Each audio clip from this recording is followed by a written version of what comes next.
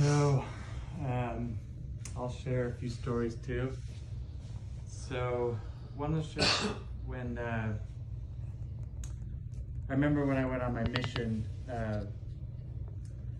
I'd worked really hard at the van store and had saved up some money, and I brought it to Dad. I'm like, okay, here's how much I can contribute to my mission. And I think I had a little over $4,000. And he just told me, you know what, why don't you invest that and save that, and I'll pay for your mission for you. And although Dad's frugal, he really shows up like in moments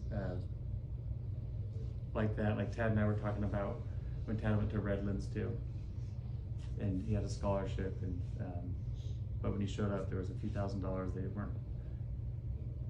know was coming, and Dad showed up and covered that. And, so that's one story. Another one. So I remember one time we were giving. So after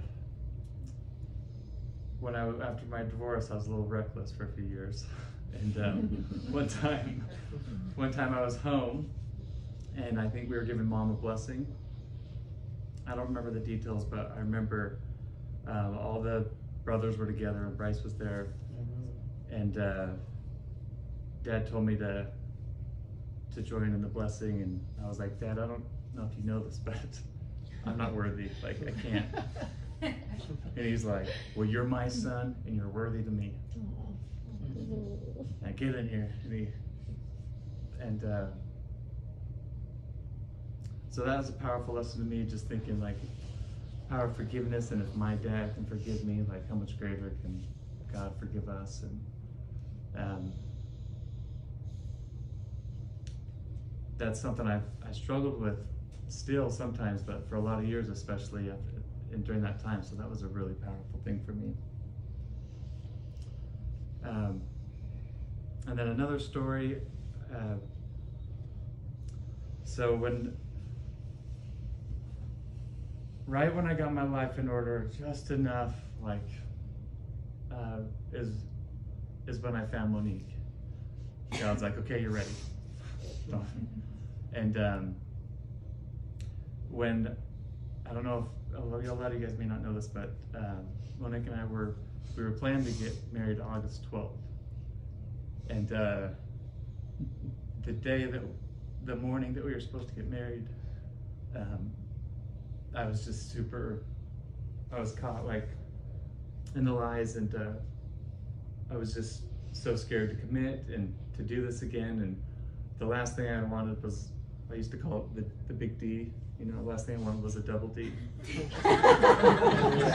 Normally double Ds are good, but not in this scenario.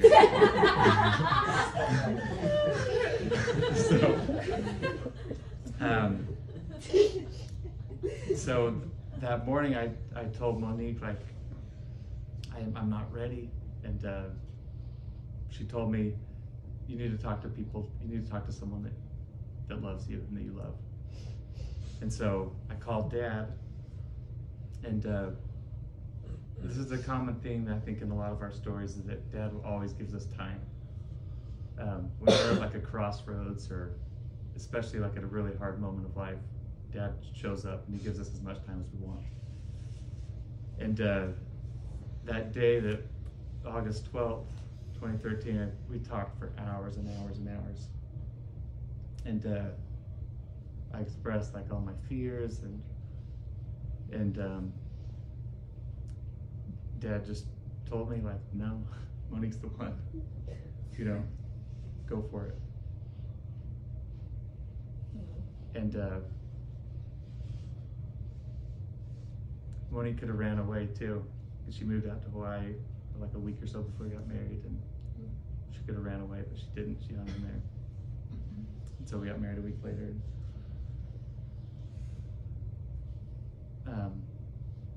So yeah, I love you, Poppers. Love you too. Happy birthday.